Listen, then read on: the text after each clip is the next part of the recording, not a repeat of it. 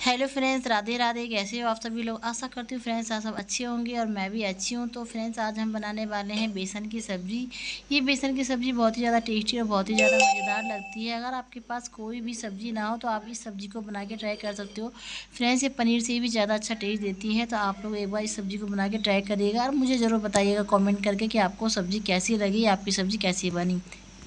तो फ्रेंड्स जैसा कि आप लोगों को पता ही है कि मैं रेसिपी बनाते बनाते आप लोगों के साथ अपनी बातें भी शेयर करती हूँ, अपने दिल की अपनी मन की बातें शेयर करती हूँ। क्योंकि फ्रेंड्स इस तरीके से हमारा वीडियो भी बन जाता है और रेसिपी भी बन जाती है और आपसे बातें भी हो जाती है।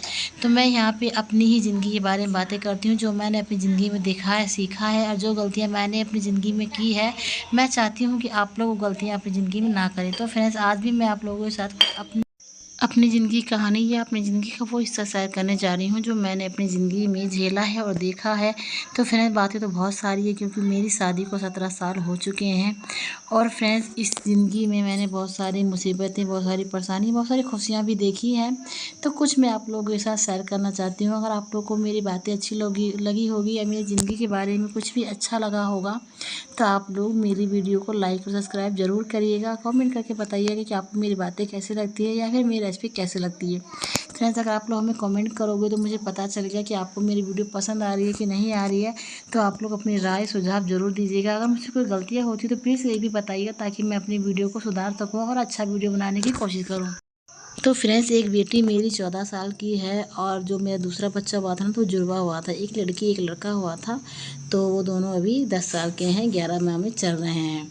तो फ्रेंड्स एक बेटा मेरा और है, वो 2.5 साल का है। तो फ्रेंड्स मैं आप लोगों को उसी अपने चौथे वाले बच्चे की कहानी सुनाने वाली हूँ जो कि 2.5 साल का है। जब ये होने वाला था ना तो हमारा कोई प्लान नहीं था कि मैं फिर मतलब और भी बच्चा करूँगी, क्योंकि मेरे पहले ही एक लड़की थी बड़ी, जो लड़की 14 साल की वो लड़की थी और दोबारा जब मेरा बच्चा हुआ तो जुड़वा बच्चे हो गए, उसमें एक लड़का एक लड़की हुआ। तो फ्रेंड्स बच्चे तो 2 ही बच्चे अब सभी लोग करना चाहते हैं और मैं भी 2 ही करना चाहती थी, लेकिन भगवान की कृपा से मेरे पास 3 बच्चे हो गए। तो कोई बात नहीं फ्रेंड्स, जो भगवान देते हैं सब भगवान की ही मर्ज़ी से होता है। तो हमें सबको भगवान की मर्ज़ी से ही लेके चलना पड़ता है। तो फ्रेंड मुझे कोई भी दिक्कत नहीं, मेरे 3 बच्चे थे और मैं सबसे खुश हूँ और मैं अपनी किस्मत से कभी भी नाराज़ नहीं होती हूँ, क्योंकि भगवान ने जो किया, जो जैसे करता है सब अच्छा करता है। तो मुझे कोई भी भगवान से शिकायत नहीं होती है। तो फ्रेंड्स मैं जब मेरा चौथा बच्चा होने वाला था ना तो मैं तब की कहानी बता रही हूँ आप लोगों को। तो फ्रेंड जब वो होने वाला था ना तो मुझे पता ही नहीं चला कि मैं मतलब प्रेग्नेंट भी हूँ और मुझे मतलब इस तरह की कोई दिक्कत है, मुझे कुछ भी नहीं पता चला, क्योंकि मेरा जो डेट है ना कभी टाइम पे नहीं आता था। मतलब 3 महीने 4 महीने 5 महीने ऐसे लेट हो ही जाता था और तो मुझे ऐसा लगा ही नहीं कि मतलब कि मैं प्रेग्नेंट हूँ या कुछ है। थोड़ी बहुत मुझे उतना परेशानी भी ज़्यादा नहीं होता है, लेकिन थोड़ा मुझे दिक्कत हो रहा था तो उतना नहीं समझ आया।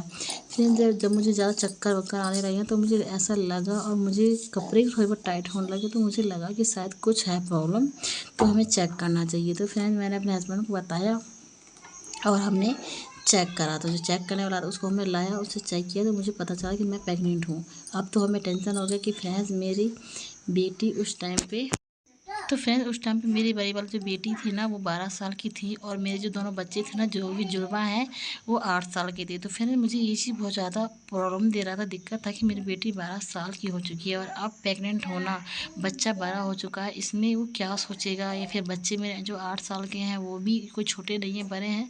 तो मुझे बहुत चीज़ की दिक्कत हो रही थी फ्रेंड्स कि मैं ये कैसे बच्चा करूँगी नहीं करूँगी। तो मुझे उसको मन तो करा तो ले रखूँ, इस तरीके से मैं किसी को बताना भी नहीं चाहती थी। मन तो करा, जहाँ मैं दिल्ली में रहती थी किराए पे, मन करे मैं यहाँ से कहीं चली जाऊँ, लोग को पता चलेगा तो लोग क्या सोचेगा कि इतने बच्चे बड़े हो गए फिर भी ये प्रेग्नेंट है, ये फिर चौथा 3 बच्चे हैं, चौथा बच्चा कर रही है।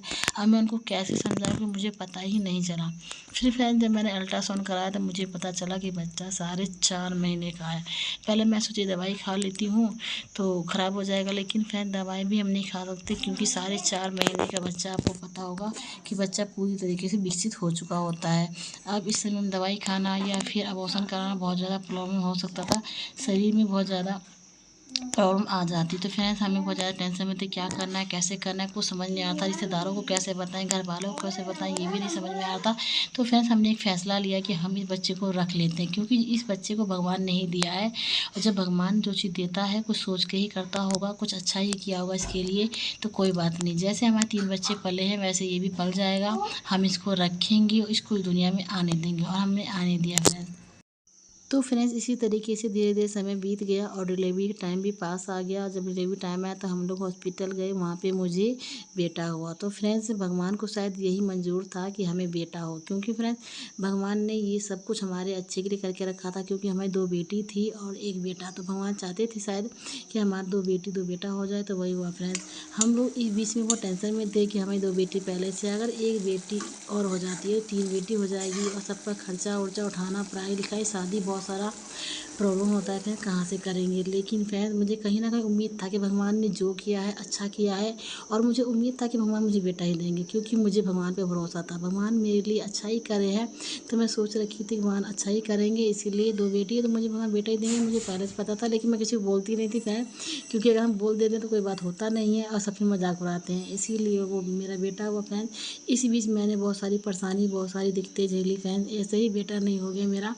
मुझे काम करने में बहुत ज़्यादा प्रॉब्लम थी। जब से मुझे पता चला ना कि फ्रेंड मेरा बच्चा होने वाला है, तब से मुझे बहुत ज़्यादा प्रॉब्लम, उठने में, बैठने में, काम करने में बहुत ज़्यादा दिक्कत होती थी। और बच्चे को टाइम कहाँ मिलता है फ्रेंड, स्कूल ट्यूशन जाने में। मेरा बच्ची बड़ी तो थी, काम कर सकती थी, लेकिन फिर आखिर तो बच्चा ही थी ना, कितना काम कर पाती। तो फ्रेंड्स अगर आप लोग जानना चाहते हो कि मुझे मेरी डिलीवरी के बीच में क्या क्या प्रॉब्लम झेलना पड़ा, कैसे कैसे मैंने परेशानी का सामना करते हुए चौथे बच्चे को जन्म दिया, अगर आप जानना चाहते हो तो मुझे कमेंट करके बताइएगा। तो इसकी आगे कहानी मैं आप लोगों को और सुनाऊंगी। बहुत ही संघर्ष के साथ मैंने मेरा चौथा बच्चा हुआ। इसमें मैंने बहुत सारी प्रॉब्लम का सामना किया। तो फ्रेंड्स लेकिन मुझे भगवान पे भरोसा है, भगवान जो भी करते हैं अच्छा करते हैं। इसलिए फ्रेंड्स आप लोग भगवान की मर्ज़ी पे सवाल मत उठाइएगा, जो करेंगे अच्छा करेंगे। अगर आपने कोई गलत काम किया है तो उसका फल भी आपको ज़रूर मिलेगा, इसीलिए सबके साथ अच्छा करिए, अच्छा रहिए फ्रेंड्स। इसी के साथ साथ मेरी रेसिपी भी बन चुकी है। आप लोग को कैसी लगी वीडियो कमेंट करके ज़रूर बताइएगा। अच्छी लगेगी तो लाइक और सब्सक्राइब जरूर कर देगा। फिर मिलेंगे एक नई वीडियो में, तब तक के लिए अपना ध्यान रखिए और खुश रहिए। Bye friends.